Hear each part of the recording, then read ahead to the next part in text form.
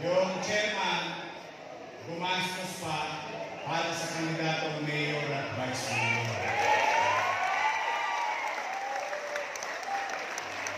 Di na ngayon, ako naman, nagpapasalamat din sa mga kagawan na nandito, Secretary President, I love you.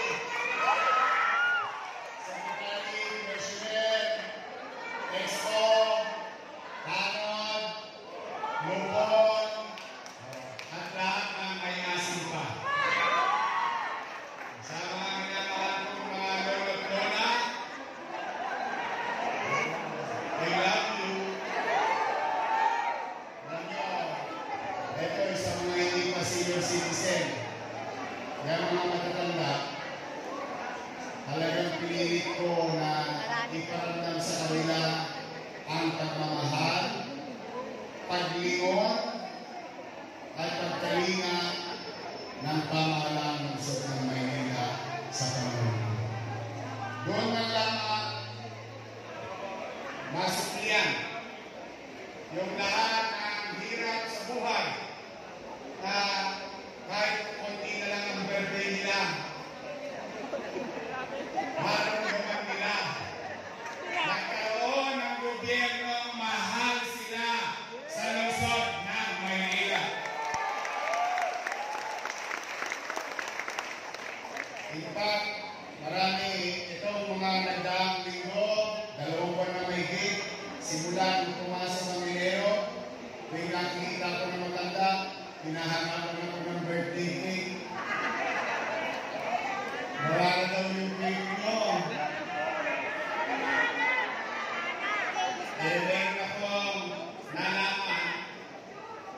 Meron akong nalaman, para pa tayong pinapipili. May nagsabi, ano ang gusto nyo? Cake o cash? Sabi ko naman, it's not about the money. The cake being given to our elders is showcasing ourselves as a government that naalala namin kayo. May mahika naman lang kayo. Hindi na lahat ng sinyo may pera. Pero yung may isang bata sa loob at sa loob ng iskinita, sa zona 80, sa kasulok-sulukan, marami naman yan ay naalala ng gobyerno ang birthday.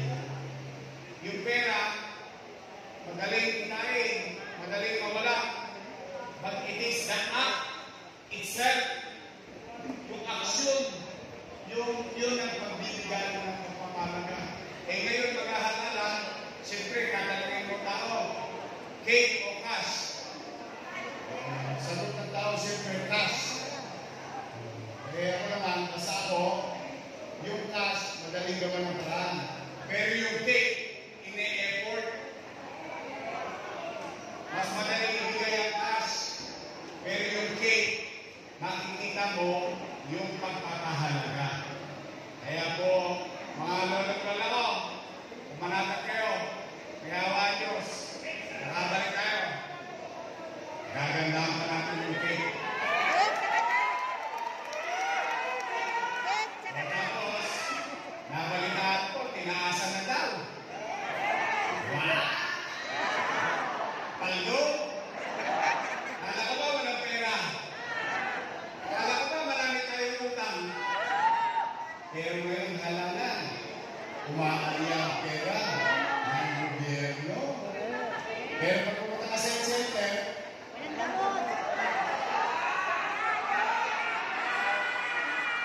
tama ba? Nakakikita niyo yung logic? Talagang ginagamit nila yung salapi bilang isang uri na parang kalawin ang mamamayan. Eh, sagot naman ng ibang matanda, mga senior citizen, hindi mo kami matutulong, guys. Anadis. Gusto nyo palang gawin 1,000, sana nung pagkukunin mo lang, ginawa nyo ng 1,000. Ano ba? Samantalang, yung itinagpapakasakit, yung sakit ng loob,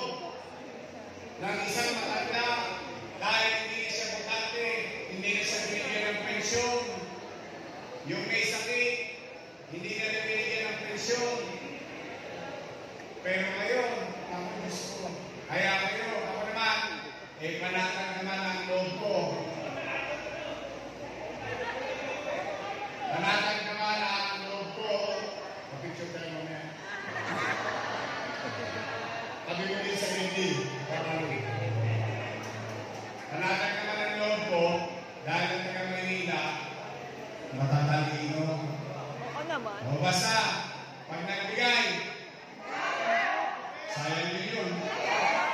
Naman siya din yun. Pero, ako naman, ipagpapaalala ko lang sa inyo.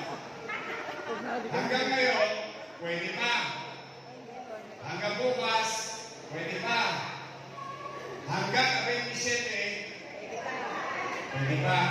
Pero kada 28, ang payo ko sa inyo, help us. Stay vigilant. Kapag may mga kandidato, nag-aabot na ng tsape, o pizza, bigas, dilata, i-report ninyo sa Commission on Election ng masampulan sila.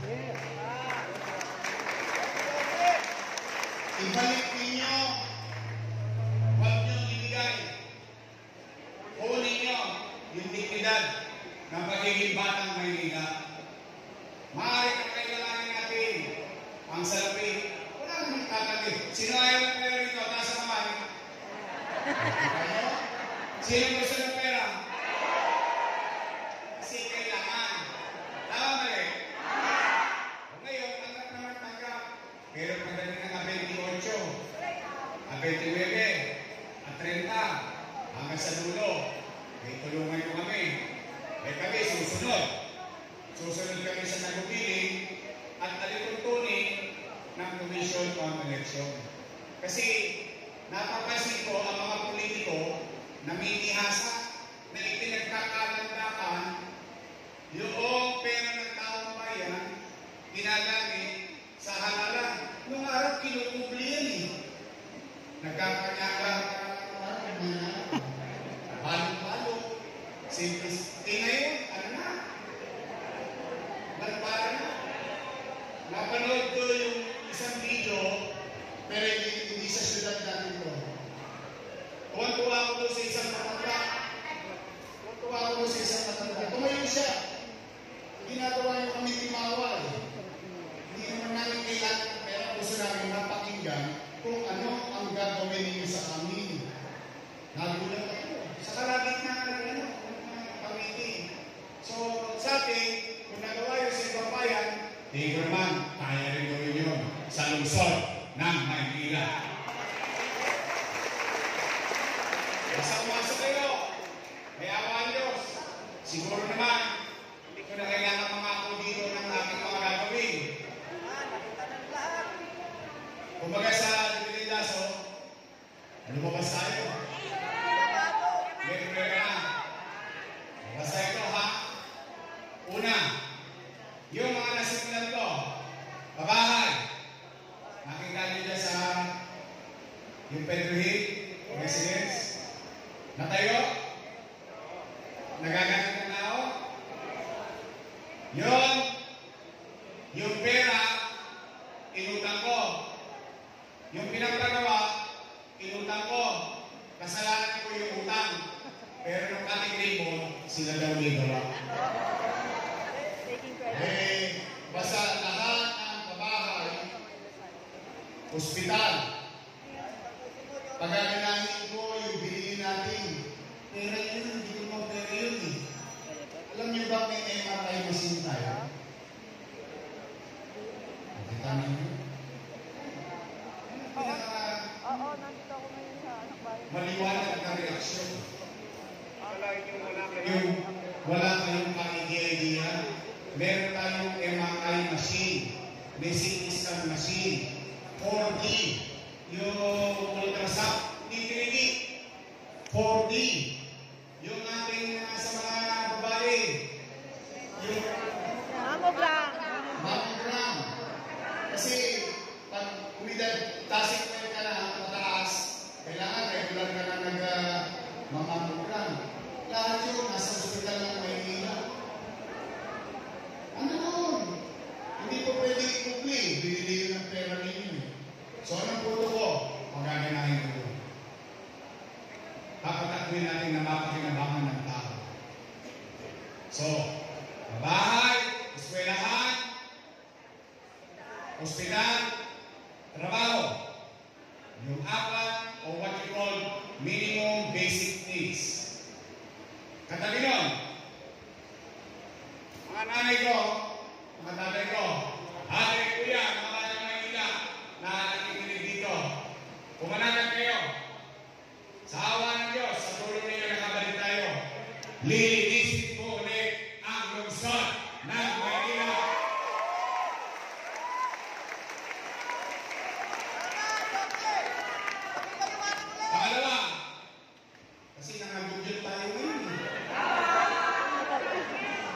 Hindi totoo lang. O for example, yung truck nila, makakapasok pa dito sa ng bayan? Pag nakawin ng tao, pag-pipit-pit, talaga sa kanto pa. Tama mali? Anyway, basta lilinisin ko ulit ang lungsod ng Maynila. Pangalawa, shout out sa mga tanod. Mga EXO, nagkalat na ng tulogis ngayon, no? Limasin na naman na solving boy. Hold up. Snatching. Gabi, madaling araw, umaga, wala nang pinipili. Yung mga kriminal na yan. Eh, wala nang magawa yung tanod. Pag nahuli ng tanod, dadali sa barangay. Ipamimedical. Eh, problema doon sa medical sa hospital, kailangan doon naka-schedule. So, ibig sabihin, kailangan naka-schedule din ang huli natin. Hindi sabihin natin sa mga magnanakaw, schedule mo magnanakaw mo. Tama ba? Kaya kung bakit, minsan, nawawalan ng gana yung ating mga pulis, yung ating mga tanod, bakit? RFI.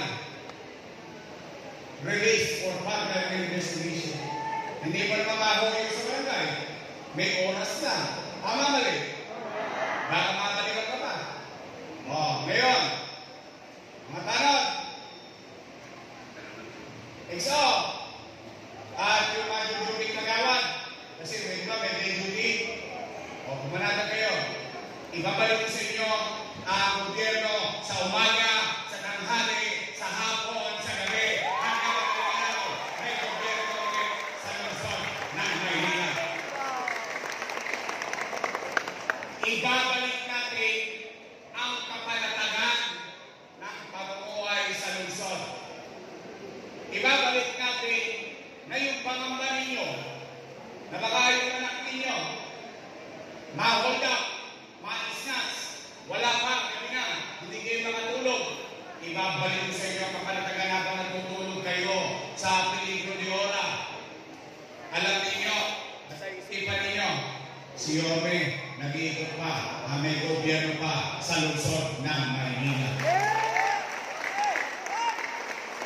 So ulit, sa inyong lahat na narito, taos-puso, ang aking pasasalamat, tosgas pa kayo. Kayo ba na tosgas dito, ha? Abono pa. Wait, pero maganda ito. Bagong liwanag ng Maynila. Talaga naman, bakit ka tayo? Kasi bumili mong Maynila.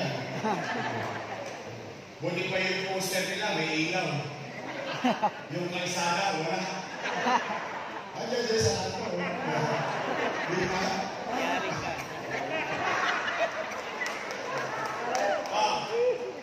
Sino ba yung mga taga-ilog? Malapit sa Aliano. Sila yung tulay ninyo. Dito na kasama yung chairman. Sa inyo ba yan?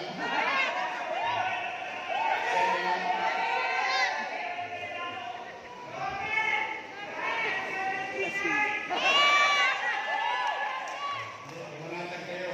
Nangako na ako kay Chairman. Gagawa natin yung tulay, magdadagdag pa tayo ng tulay.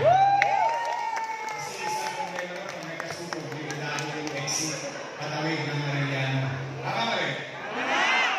Sige lang kay Secretary. Don't panic. It's organic. It's organic. Then, nakikita na ako kay Chairman. So ulit, sa inyo lahat, matanong ko lang kayo, mananalo pa tayo? Yes!